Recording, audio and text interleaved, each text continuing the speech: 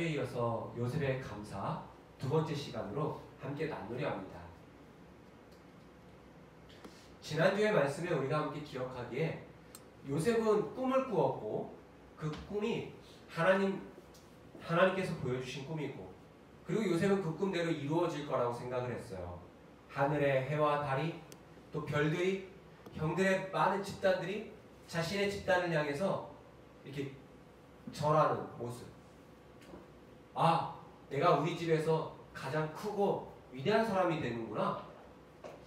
당시의 가부장적 사회에서 아버지 어머니가 어떻게 자식에게 절을 합니까?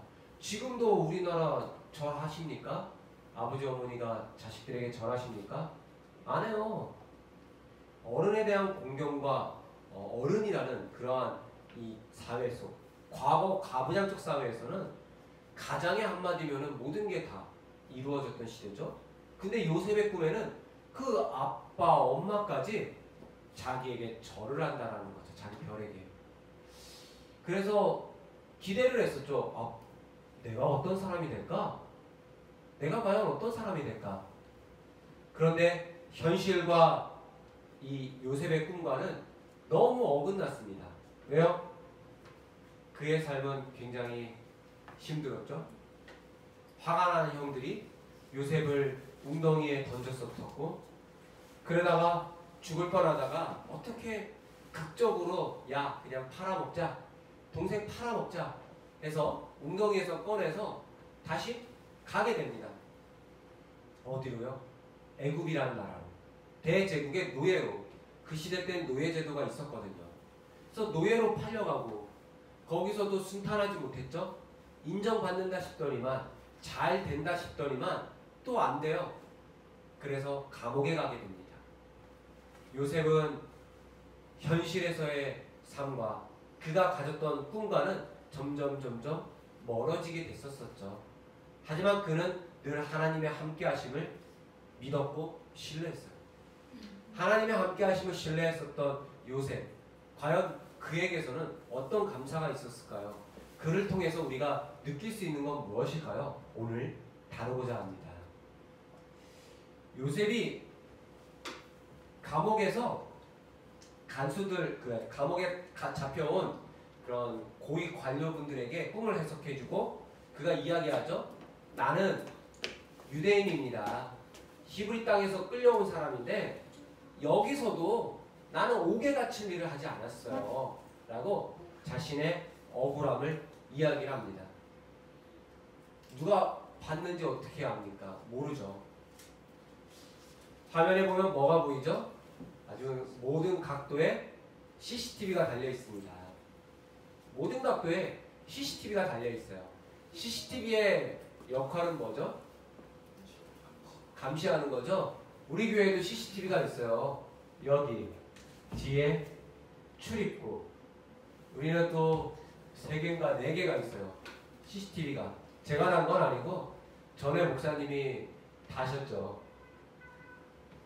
CCTV를 달아서 누가 무엇을 하는지 보는 것.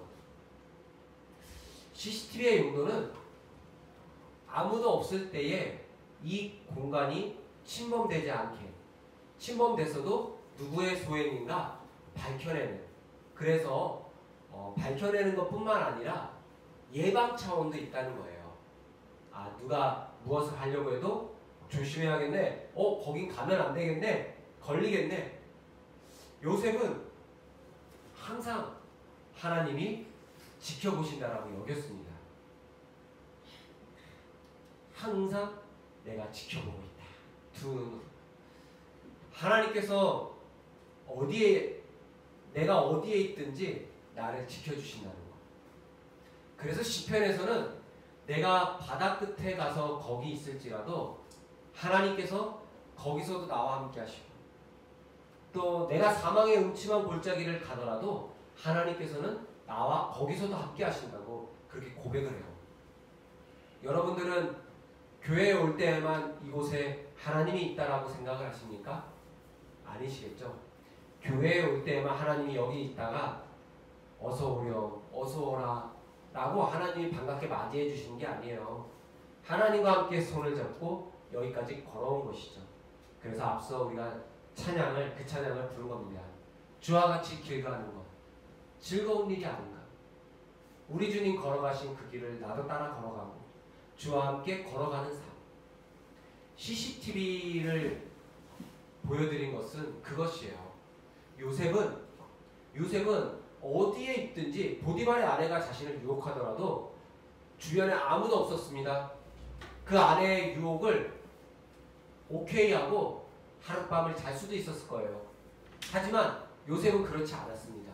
왜요? 요셉은 고백합니다. 나는 하나님을 믿는 자다. 하나님께서 나와 함께 하시고 하나님께서 허락하신 범위 안에 나는 살아가는 삶이다 라고 자신의 한계성을 제안했어요. 우리도 마찬가지죠. 하나님께서 나를 지켜보시고 하나님께서 나를 이렇게 바라보신다라는 거고 생각한다면 아무도 없는 곳에서도 사실 잘못할 일들을 하지는 않을 거예요. 진짜 예수를 믿고 진짜 하나님을 마음에 영접한 사람이라면 무슨 범죄가 있겠습니까? 무슨 범죄가 일어나겠습니까? 그렇게 생각이 들어요. 범죄가 일어난다는 것은 아무도, 물론 진짜 모두 있는 데서 속이는 사기꾼들도 있지만 흉악범이나 이런 어두운 밤거리에서 범죄를 범하는 아주 극악무도한 이런 범인들이 있어요.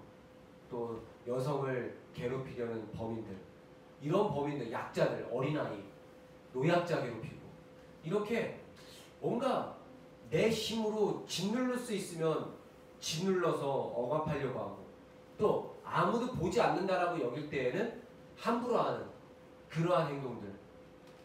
요셉은 그거를 안 했어요. 왜요? 항상 하나님이 나를 지켜보신다 라고 생각했기 때문이에요. 그래서 그런 요셉은 떳떳한 거죠. 우리의 삶 속에 그런 성실함이 있었으면 좋겠어요.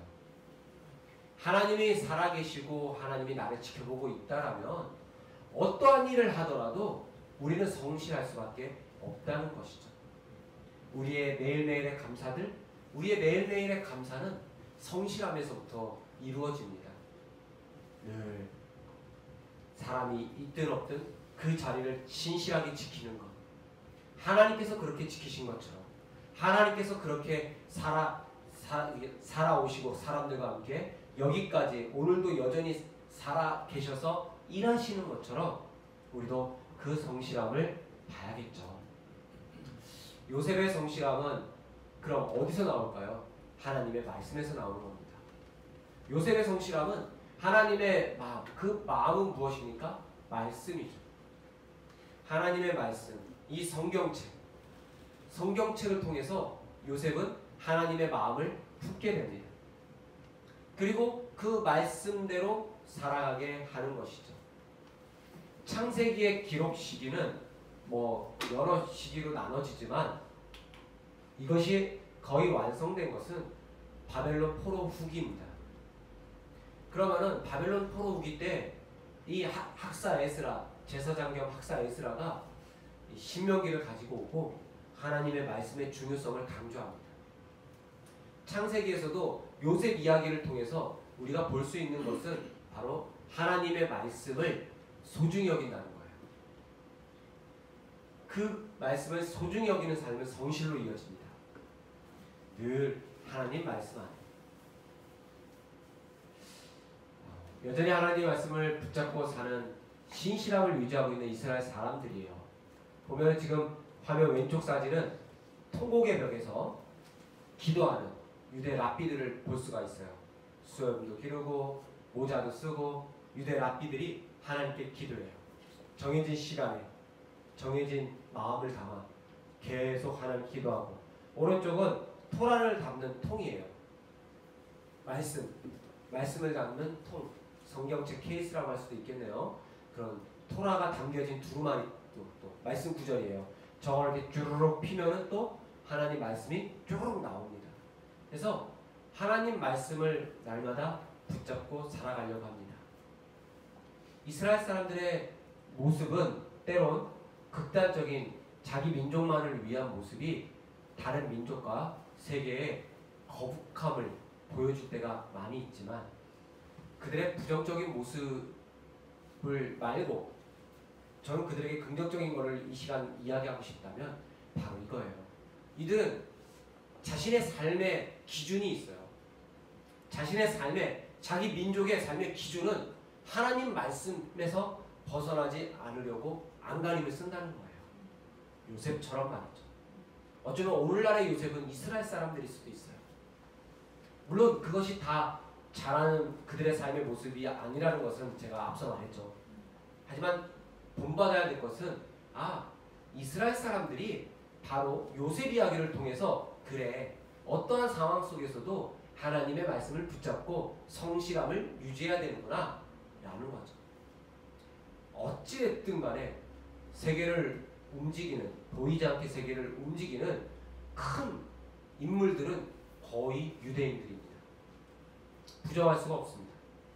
지금 현실이 유대인들이 그만큼 하나님께서 주신 지혜를 붙잡고 그렇게 자신의 자리에서 신실하게 살아내가려고 노력을 하고 있다는 거죠.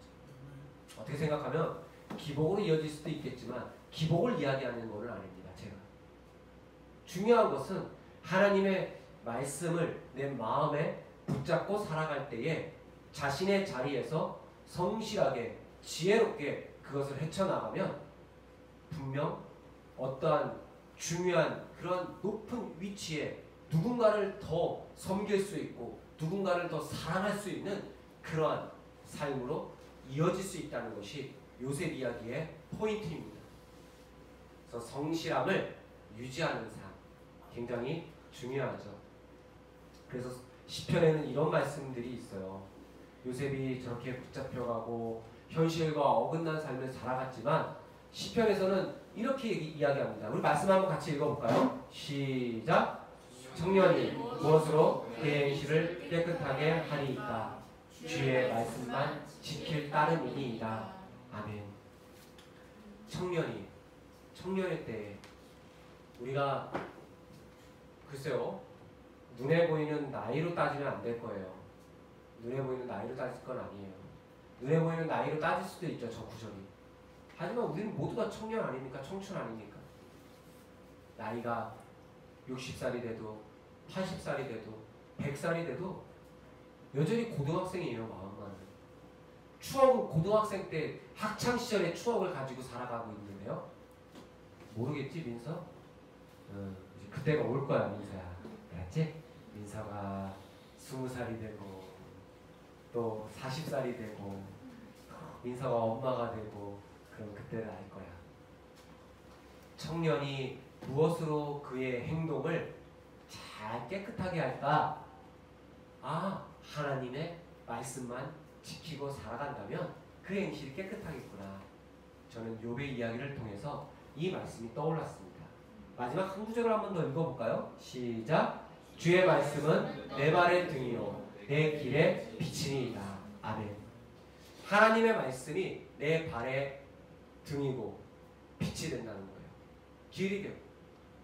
이스라엘인들은 이렇게 하나님의 말씀을 너무나 소중히 여겼고 하나님의 말씀을 소중히 여겼던 한 사람 바로 요셉이 보디발 아내의 유혹을 물리칠 수 있었고 현실과 삶이 어긋났어도 그래도 여전히 감사하며 살 수 있었다라는 것이죠.